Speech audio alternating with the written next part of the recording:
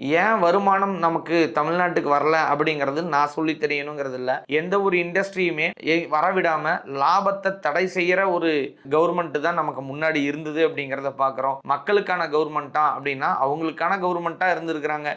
உங்களை காப்பி பண்ணி அப்படியே சொன்ன பட்ஜெட் அப்படின்னா அப்போ நீங்கள் கொண்டு வந்த பட்ஜெட் ஜீரோன்னு சொல்கிறீங்களா? அப்போ மக்களுக்கு இத்தனை நாளாக பிரயோஜனம் இல்லாத ஒரு பட்ஜெட்டை நீங்களும் அறிவிக்கையில் அறிவிச்சிட்டு ஸோ அதை நிறைவேற்றாத ஒரு விஷயங்கள் தான் பார்க்குறோம்.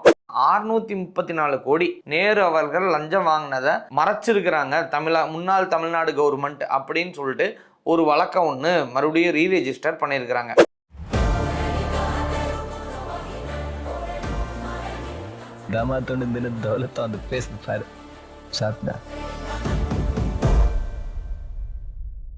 பிளாக் அண்ட் ஒயிட் நேயர்களுக்கு அன்பு வணக்கம்.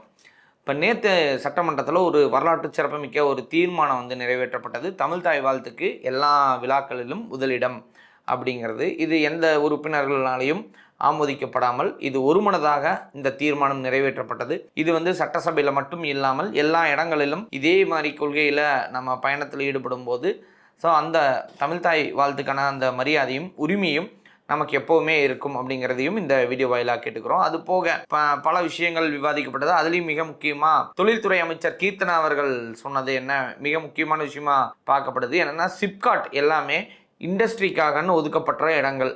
ஒரு ஏரியாலையும் இந்த ஏரியாவை சார்ந்து சிப்காட். இப்போ உதாரணத்துக்கு அவங்களே சொன்னாங்க, பெருந்துறையில் அத்தனை கம்பெனிக்காக ஒதுக்கப்பட்ட அந்த சிப்காட்டில் 4 கம்பெனி மட்டும்தான் இருக்குது. நிறைய விஷயங்கள் அங்கே இல்லை, ஃபெசிலிட்டிஸ் இல்லாமல் நிறையா கம்பெனிஸ் வராமலே இருக்குது அப்படின்னு சொல்கிறாங்க. உதாரணத்துக்கு அதாவது லோக்கல் அங்கே இருக்கிற ஊர் மக்கள்லாம் போகிறதுக்கு ஒரு பஸ் ஃபெசிலிட்டிஸ் கிடையாது. அப்புறம் எப்படி வேலைக்கு வருவாங்க? வேலைக்கு வராமல் எந்த தொழில் நிறுவனம் அங்கே வரும் அப்படிங்கிறதுக்காக அங்கே பஸ் ஃபெசிலிட்டி இல்லை. மிக முக்கியமாக சாலைகள் தரமாக இல்லை. அதுக்கப்புறம் குடிநீர் வசதி கூட இல்லை. அப்போ இப்படி இருக்கிற ஒரு இடத்த ஒரு கவர்மெண்ட்டே ஒரு தொழில் அமைக்கிறதுக்கான ஒரு இடத்தை சரியாக பராமரிக்காமல் இருந்தது தான் அந்த திமுக அரசு அப்படிங்கிறத சொன்னாங்க. அதில் எந்திரிச்சு சொல்லும்போது குறுக்கிடும்போது அவங்களே சொன்னாங்க, நான் நேரடியாக சென்று ஆய்வு பார்த்ததில் அங்கே இருக்கிற அமைச்சரையும் நான் அழைச்சிட்டு போய் தான் பார்த்தோம். அங்கே பல இடங்கள் முறையில்லாமல் இருக்குது அப்படிங்கிறதையும் பதிவு செஞ்சுருந்தாங்க. ஸோ இதிலிருந்தே ஏன் வருமானம் நமக்கு தமிழ்நாட்டுக்கு வரல அப்படிங்கிறது நான் சொல்லி தெரியணுங்கிறது இல்லை. எந்த ஒரு இண்டஸ்ட்ரியுமே வரவிடாம லாபத்தை தடை செய்யற ஒரு கவர்மெண்ட் தான் நமக்கு முன்னாடி இருந்தது அப்படிங்கிறத பார்க்குறோம். மக்களுக்கான கவர்மெண்ட்டா அப்படின்னா அவங்களுக்கான கவர்மெண்ட்டா இருந்திருக்கிறாங்க. தொழில் வளர்ச்சி அப்படிங்கிறது ஒரு காசுக்கு கூட இல்லாத ஒரு வளர்ச்சியாகவே இருந்தது அப்படிங்கிறது தான் இந்த இடத்துல அவங்களும் பதிவு செஞ்சுருக்கிறாங்க. மக்களும் அந்த நிலைமையில தான் இருந்தாங்கிறது பேப்பரை பார்த்தோ எல்லாம் எதை பார்த்து வேணாலும் நம்ம தெரிஞ்சுக்க முடியும். அப்புறம் மிக முக்கியமாக எதிர்கட்சிகள்லாம் ஒரு மாபெரும் குற்றத்தை வச்சுக்கிட்டே இருக்கிறாங்க. மாற்றம் இல்லாத பட்ஜெட், முன்னேற்றம் இல்லாத பட்ஜெட் அப்படிங்கிறத சொல்லிட்டு இருக்காங்க. நான் ஒரு காணொலியில் பார்த்தது தான் எனக்கு நினைவுக்கு வருது. ஸோ நிறையா இப்போ எடப்பாடி அவராக இருக்கட்டும் இல்லை ஸ்டாலின் அவராக இருக்கட்டும், இது ஒரு 0 மார்க் பட்ஜெட், இது 0 மார்க் பட்ஜெட்டுன்னு சொல்லிட்டாங்க. அதுக்கப்புறம் இன்னொன்று என்ன சொல்கிறாங்க, இதெல்லாம் தலைப்பு மட்டும்தான் மாறி இருக்குது, இது திமுகவோட பட்ஜெட் அப்படின்னு சொல்றாங்க. அப்ப நல்லா திமுக கொண்ட அந்த அறிவிப்புகள் எல்லாமே கலைஞர் அந்த மாதிரி அந்த இதுக்கு பெயர் இருக்கிறத மட்டும் எடுத்துட்டு வெற்றி கழகம் வெற்றி அந்த மாதிரி பெயரை சூட்டிக்கிட்டாங்க. இதுக்கு மதிப்பெண் கொடுக்கணும்னா 0 தான் கொடுக்கணும் அப்படின்றாங்க. இப்ப உதாரணத்துக்கு உங்களை காப்பி பண்ணி அப்படியே சொன்ன பட்ஜெட் அப்படின்னா அப்ப நீங்க கொண்டு வந்த பட்ஜெட் 0ன்னு சொல்றீங்களா?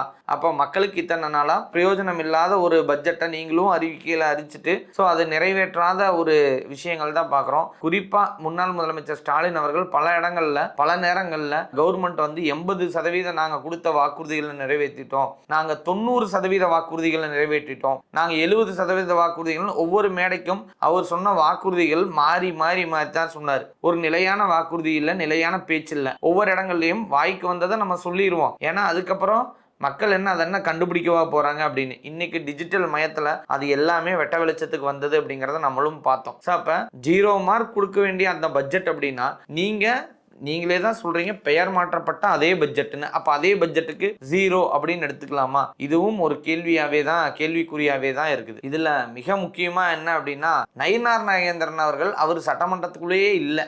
ஆனா அவர் என்ன சொல்றாரு, இந்த மாதிரி மரிய வில்சன் அவர்கள் இந்த மாதிரி தமிழை அவமானப்படுத்திட்டாரு, அவர் தன்னை கிறிஸ்துவன் இதெல்லாம் தேவையில்லாததெல்லாம் சொல்றாரு அப்படின்லாம் சொல்றாரு.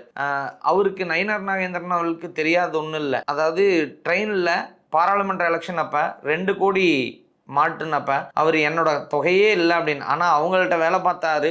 எப்படி தொகை இல்லாமல் அவர் ட்ரெயினில் மாட்டினவங்க மட்டும் அவங்களாம் இருக்க முடியும்? இதுக்கெல்லாம் அவர்கிட்ட எந்த கேள்வியும் எந்த பதிலும் கிடையாது. பதில் சொல்லாமல் நடு நடந்து போயிடுவார். அந்த மாதிரி கேள்வியெல்லாம் கேட்டான். யாரையாவது குறை சொல்லணும் அப்படின்னா மட்டும் குறை சொல்லுவார். ஸோ அண்ணாமலை அவர்கள் ஒரு பெருசாக கட்டி அமைக்க வச்சிருந்ததை இன்னைக்கு வந்து மொத்தமாக முடிச்சு இன்னைக்கு பிஜேபி அப்படிங்கிறது தமிழ்நாட்டில் ஒன்றுமே இல்லாத ஒரு பார்ட்டியாக உருவாக்குனது நயினார் நாகேந்திரன் அவர்களுக்கு ஒரு தனி சிறப்பு அப்படின்னே சொல்லலாம். யாராவது கவர்மெண்ட் வந்தாங்கன்னா உடனே குறை சொல்றதுக்கு வாய் தூக்கிட்டு வந்துடுறது அப்படிங்கிறத நம்ம பார்க்குறோம். அதுக்கு பதிலாக சரி என்ன செய்ய போறாங்க அப்படிங்கிற ஒரு நேரத்தை நம்ம கொடுக்கலாம் அப்படின்னா அதற்கு நம்மகிட்ட பொறுமை இல்லை. செய்தியில் இன்னொரு செய்தியும் ஒரு முக்கியமான செய்தி இடம்பெற்றிருக்குது. அது என்ன அப்படின்னு கேட்டிங்கன்னா 634 கோடி நேரு அவர்கள் லஞ்சம் வாங்கினதை மறைச்சிருக்கிறாங்க முன்னாள் தமிழ்நாடு கவர்மெண்ட் அப்படின்னு சொல்லிட்டு ஒரு வழக்கம் ஒன்று மறுபடியும் ரீரெஜிஸ்டர் பண்ணியிருக்கிறாங்க. ஸோ அப்போ இதில் எல்லா இடங்களிலையும் மக்கள் தான் பாதிக்கப்பட்டிருக்கிறாங்க அப்படிங்கிறது அப்பட்டமாக தெரியுது. நிதி ஒதுக்கிறதுக்கு முன்னாடியே இவ்வளோ கதறாங்க அப்படின்னா